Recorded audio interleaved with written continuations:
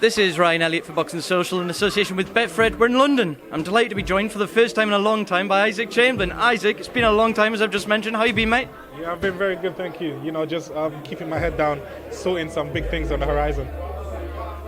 Look, we haven't seen you for over a year since the Luke Watkins fight. A lot's been going on in the background. You've signed a new promotional deal, if that's what you want to call it. You've been doing a lot of work out in America. Just talk to me a bit about what's been going on in the last 12 months since we last saw you in the ring. Literally, a lot of things, you know, a lot of things. And I'm just, some things I can't really say yet, but, you know, I'm really excited to be letting out the news. I'm just starting up a few of my own things, you know, so I'm just excited for what the future holds. It's probably been best to describe it as a transitional time for yourself, you know, being away from the ring, a lot of things to sort in the background and things you're working towards, as you just mentioned there. Although there is exciting things on the horizon, has it been frustrating being out the ring for so long? Yeah, definitely it's been frustrating, but, you know, this is what builds character. You know, I think this is just a true test of my character, and when I'm back, I will have more experience to deal with what I have to do in the ring. So I think everything is just a lesson, a character building lesson as well. So excited. Quite a lot of buzz around your name when not so long ago you posted a photo of an agreement you'd signed with Heyman Sports. We thought we might be seeing you in September on a bill that didn't quite come to fruition. Talk to me about the decision though to sign with Al Heyman and what we can expect in the future when you might be back. Literally, it wasn't really me. It was my advisor who was sorting out the deal, and we're definitely trying to branch out more than being just a boxer. You know, everybody just wants to, you know, do the same thing. So I'm trying to. It's a risk, obviously, try to do your own thing, but I'm trying to branch out really, and you'll definitely start to see me very soon. Now, you and I were talking off camera about who is possibly more jet lagged after we both got back in recently. You've been out working with Jorge Rubio out in the States for about 6 weeks, I believe. How's that work been, and what do you think Jorge has sort of added to your game over the last year and a bit that you've been working together with Angel as well? Yeah, it's been amazing. You know, it's been amazing. I've been working extremely hard with him. Just the focus and what is it? He's just really engaged, especially with his fighters. You know, when you win, it's like he wins. So he's so passionate. Working with him and Angel, it's amazing. There's some things that he can't do that Angel can do. There's some things that vice versa. I nearly got it mixed up. Well, you know, it's really like it's been a definite learning experience. You know, sparring with the Americans out there, the heat is different, the styles are different, so it definitely allows me to elevate myself a lot more. So it's exciting. Not to suggest you'd ever take the eye off the ball, but going out to the States and being away from all distractions, being away from home comforts, do you feel the benefit of that as well, just being there purely to develop and to learn? Definitely. They stuck us in Hialeah, which is like 50 minutes from the beach, 50 minutes from everything. So it was definitely a very good, beneficial camp. And I just learned so much out there. You know, as soon as I get home, you rest, you watch boxing again, and you go again and again. And it was exciting.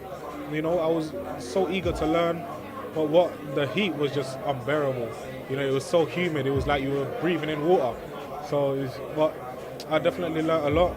You know, and I'm just excited for the next fight. You mentioned we can expect exciting news soon. Time's ticking before the end of the year. Do you think you'll be back in the ring before the end of the year, or is it looking more like 2020 now? We're working on it. We're working on getting back before the end of the year. I've signed a co-promotional agreement, but I can't really say it yet. You know, and January the 17th and February the 12th are two shows in the USA that I've booked to fight on.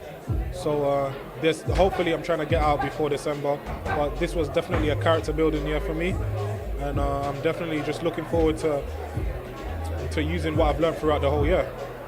What is it you're building towards next year now? You mentioned, like, if it's not this year, it'll be early next year that you're back in the ring, maybe you shake off some of that rust and fight out in the States as well. But what are you building towards? Is there any names, any titles, anything like that, or is it just about time? By the end of next year, I want to make my UK return and be a top five in the world straight. So that's what we're working towards, and we have a proper plan that we're working towards. One thing I wanted to ask you about, Isaac, you know Angel Fernandez very well. It sort of became public that he's going to be working with Anthony Joshua as part of that camp, not taking over full time, but sort of helping out in and around the team. You know him well, in your own words. What can he bring to Anthony Joshua ahead of his rematch with Andy Ruiz? What does he bring to the table? He brings a fresh mind. You know, Angel is a very, very good trainer, like very underrated. A lot of people, like, look how he changed me. You know, he's an amazing, amazing trainer, and he's very good at what he does. He's very passionate. And he makes you believe in yourself. You know, he makes you believe in yourself. And when you believe in yourself, you can bring out everything, all bits of your confidence and your ability. And he can do that.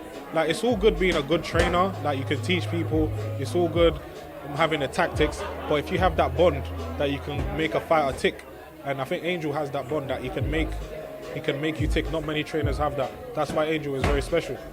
And he can definitely do big things, especially in the Joshua camp.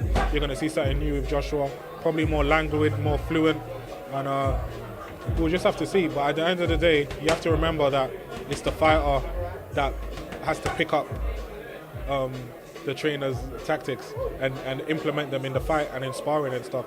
So it's all good having the best teacher, but you have to be a great student to pick up on everything.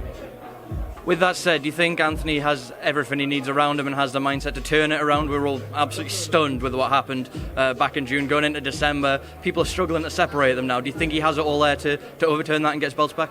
Yeah, definitely. He can definitely do it. Everyone is behind him, but with things like, with a question like that, I can't really answer it. Only he can answer it. Only he knows what's in his mind, you know, to come out and pull the win. Only he knows what he can do.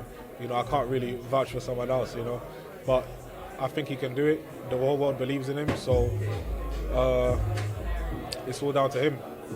One fight I want to get your thoughts on, Isaac. Next week in Liverpool, we got two domestic cruiserweights, Craig Glover, Chris Billam-Smith squaring off. I'm sure you'll have half an eye on that fight. I know you've shared rounds with Chris in the past. How do you see that fight going? What's your thoughts on that?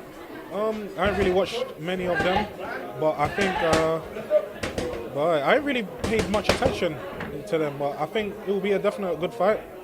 You know, I think it'll be a good fight. Both of them have very good left hooks. I think Billam-Smith has a very good jab as well. It all depends how they learn from their recent defeats. It just depends on how they learn from it and how they adapt as a fighter to each other's game plan. So it's a pick and fight. Is it still your intention down the line to be involved in domestic fights, or do you feel you're past that now? No, definitely. You know, at the end of the day, as if it makes sense. If it makes sense, like if it will bring me up, you know, in the ratings, if it makes financial sense as well. So at the end of the day, every time we get in that ring, it's life and death. So we should be getting paid accordingly.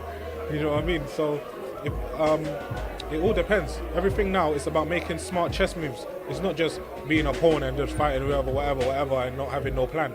Now it's about having a plan and moving forward.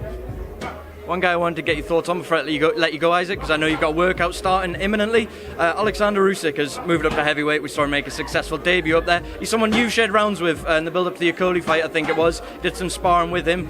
How do you think he'll fare with the big boys up there at heavyweight, and what is it that you saw in the ring with him that makes him so special? I think what makes him so special is his ability to adapt and his timing. You know, his footwork is very good as well. He knows how to adapt very well as well.